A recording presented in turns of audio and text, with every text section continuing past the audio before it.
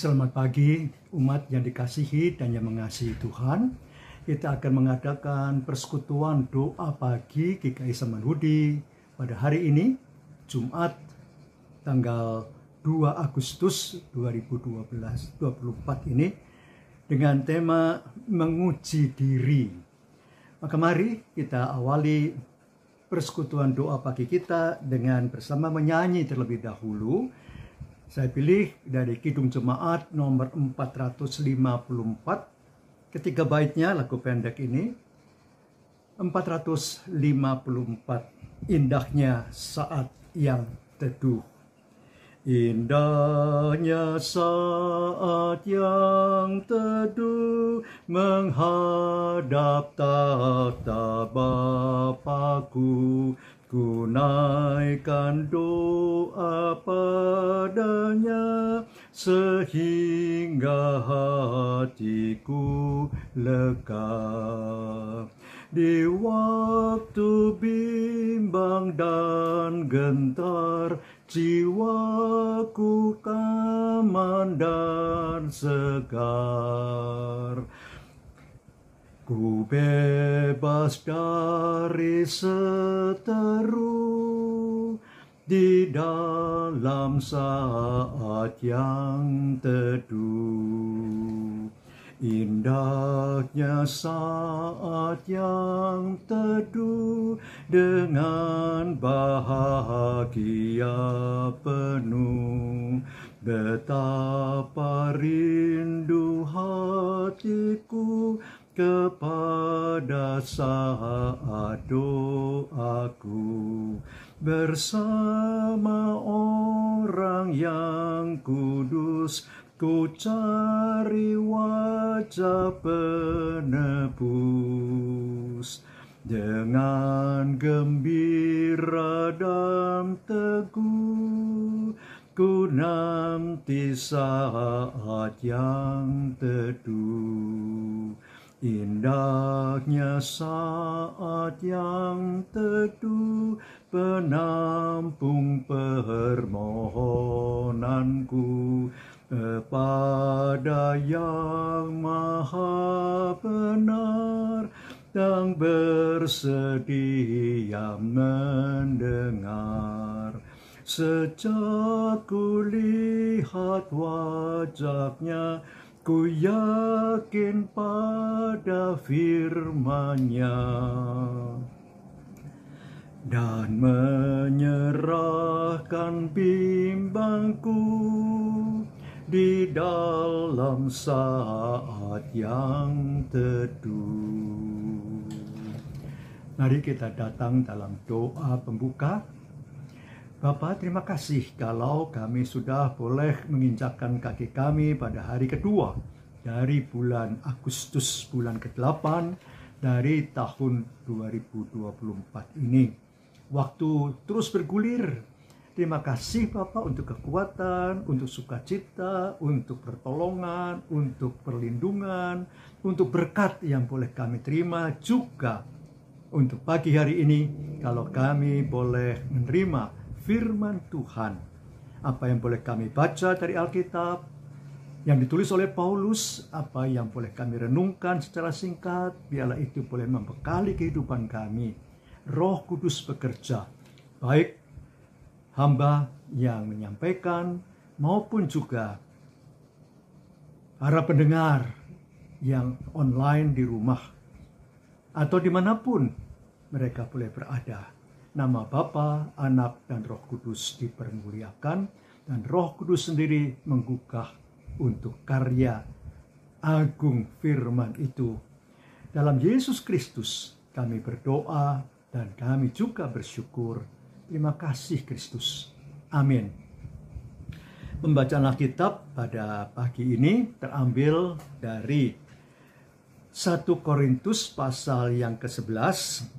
1 Korintus pasal 11 ayatnya ke-27 sampai ayat yang ke-34.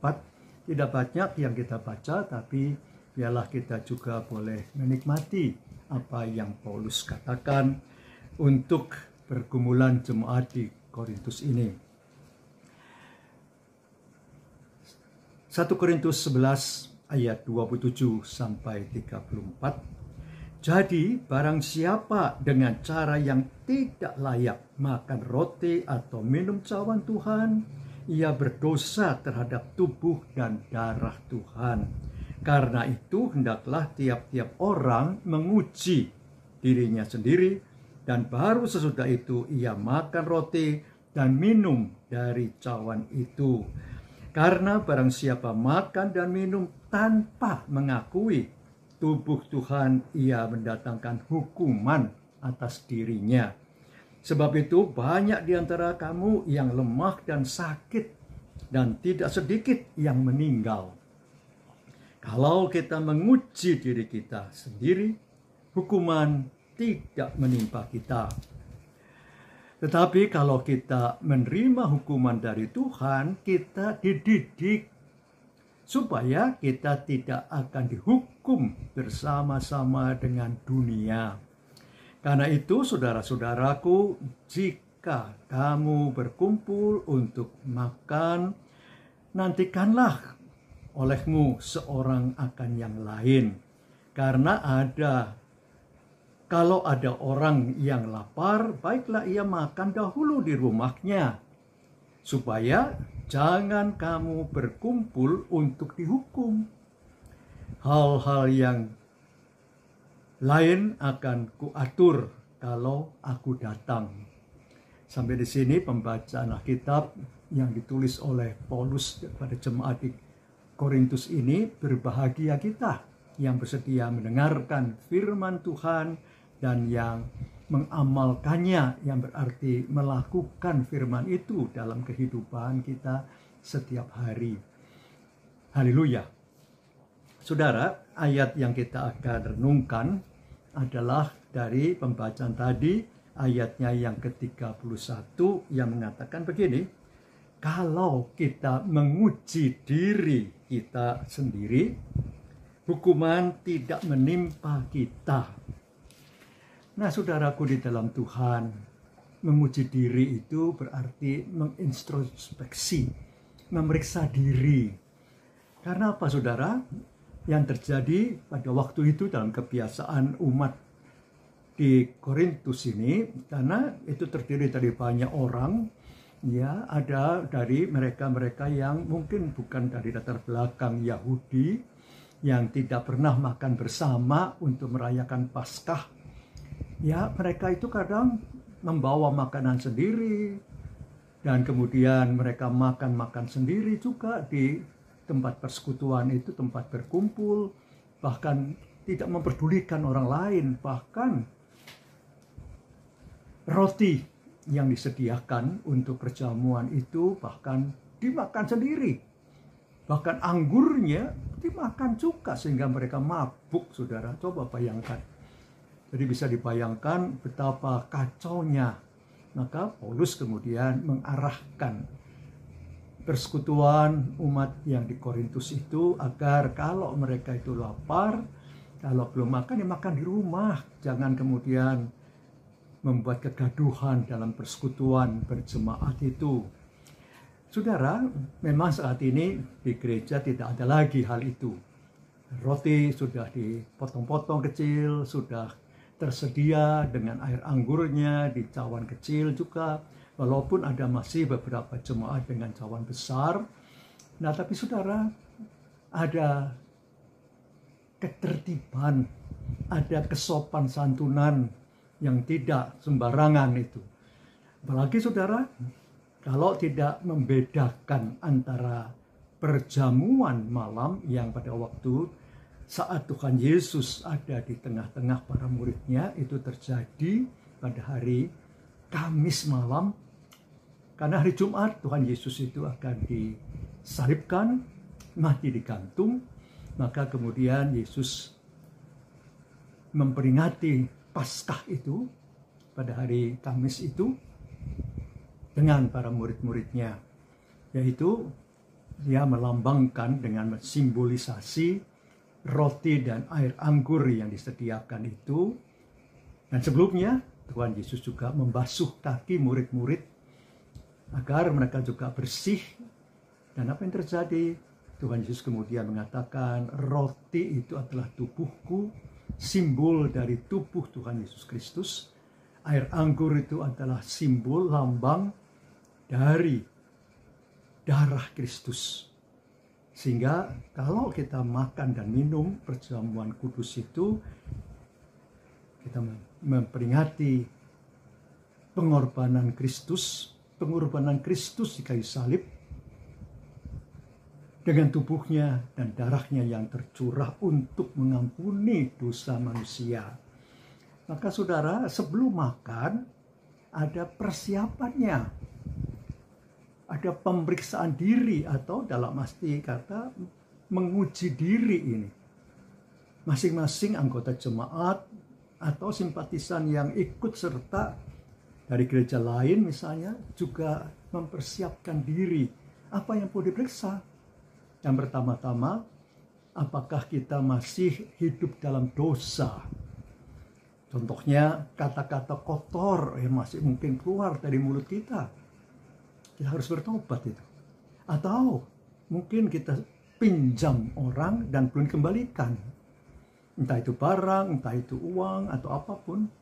Ya, itu bentuk-bentuk pemeriksaan diri.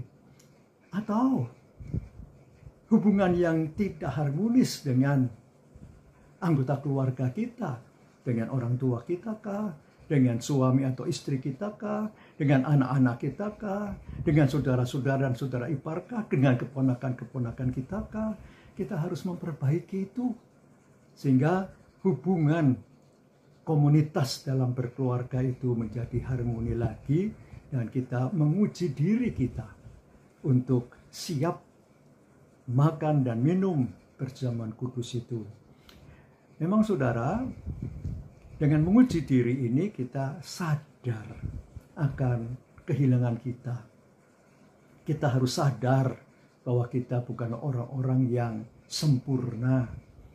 Dengan menguji diri ini kita memeriksa diri kita. Dengan mengintrospeksi diri, apakah kita sudah layak untuk disebutkan sebagai anak-anak Tuhan? Apakah kita sudah layak untuk disebutkan sebagai domba-domba gembalaan Tuhan? Apakah kita sudah layak untuk disebut sebagai orang-orang yang diselamatkan di dalam Yesus Kristus itu, yang telah dimerdekakan dari dosa kubur dan maut itu? Maka saudara, ada ungkapan syukur, ada pujian dan hormat kita kepada karya agung Tuhan Yesus yang kita peringati melalui perjamuan kudus. Nah saudaraku di dalam Tuhan, baiklah masing-masing kita bukan cuma waktu perjamuan kudus saja untuk memeriksa diri atau menguji diri, tapi sepanjang hari kehidupan kita. Karena ukuran hidup kita bukan mingguan, bukan bulanan, tapi harian saudara. Tuhan Yesus mengajarkan itu. Dalam doa Bapa kami, berikanlah kami pada hari ini, makanan kami yang secukupnya. Bukan Tuhan Yesus mengajarkan pada minggu ini, atau pada bulan ini, atau pada tahun ini, enggak. Memang kemungkinan besar besok tidak ada lagi kita. Kemungkinan besar hari ini adalah hari terakhir untuk kita. Itu sebabnya kita harus siap untuk hari ini. Maka biarlah kita boleh menguji diri kita setiap hari. Dan ada sukacita, ada kebahagiaan, ada pertolongan-pertolongan Tuhan dalam hidup. Karena Tuhan senantiasa menolong kita dalam berbagai-bagai pergumulan. Amin. Kita sambut renungan singkat kita, saudara, dengan bersama kita menyanyikan nyanyian 453, Yesus kawan yang sejati, 453. Yesus kawan yang sejati, bagi kita yang lemah, tiap hal boleh dibawa dalam doa padanya. Oh, betapa kita susah dan percuma berlelah bila kurang pasrah diri dalam doa padanya. Jika oleh pencobaan kacau balau hidupmu, jangan kau berputus asa, pada Tuhan berseru. Yesus kawan yang setia, tidak ada taranya.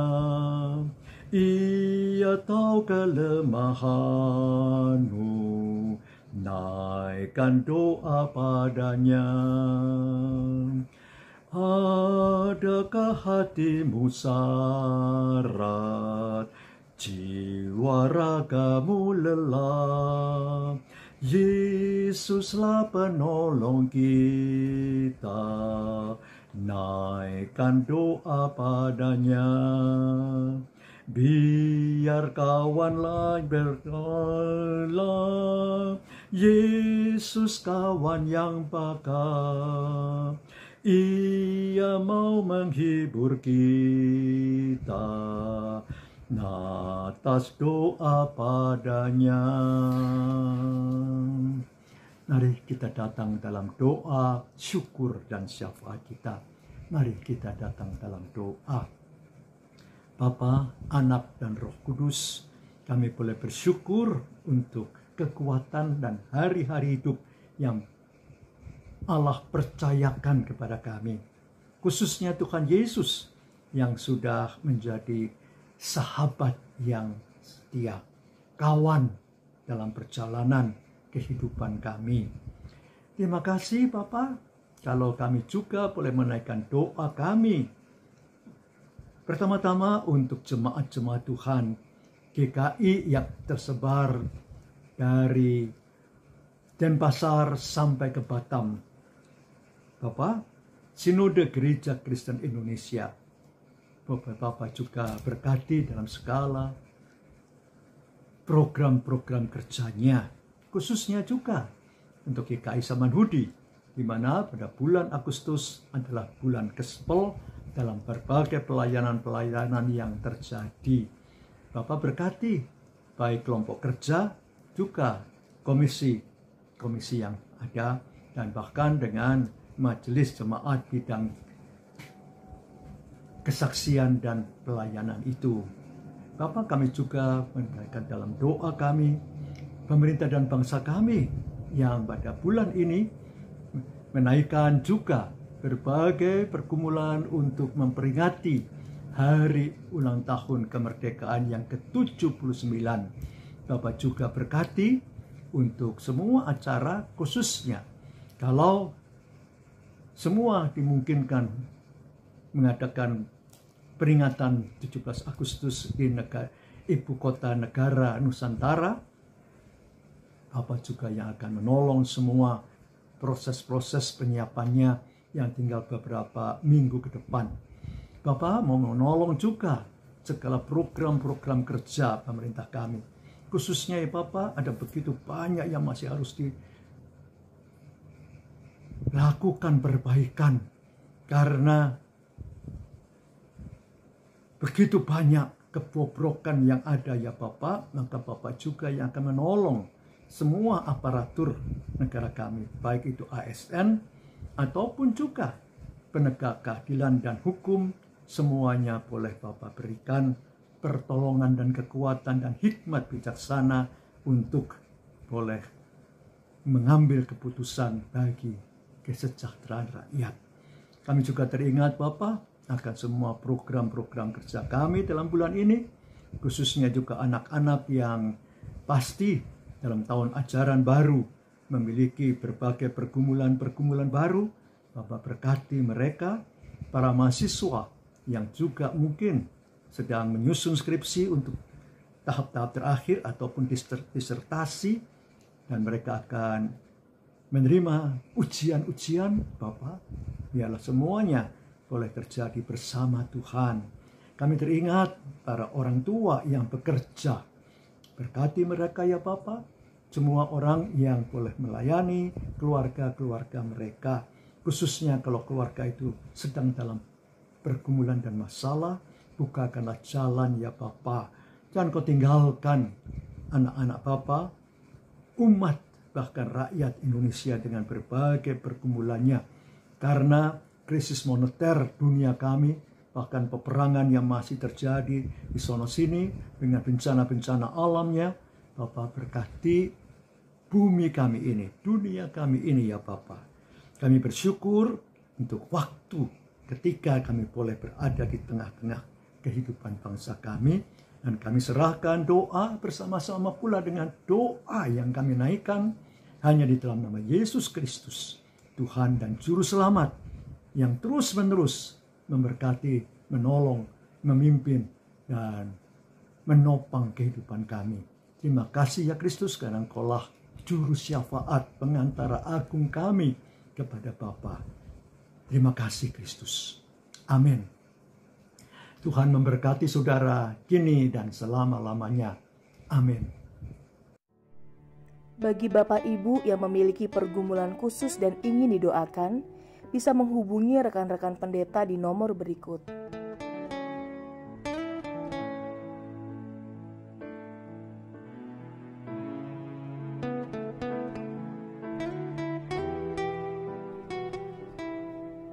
Tuhan Yesus memberkati.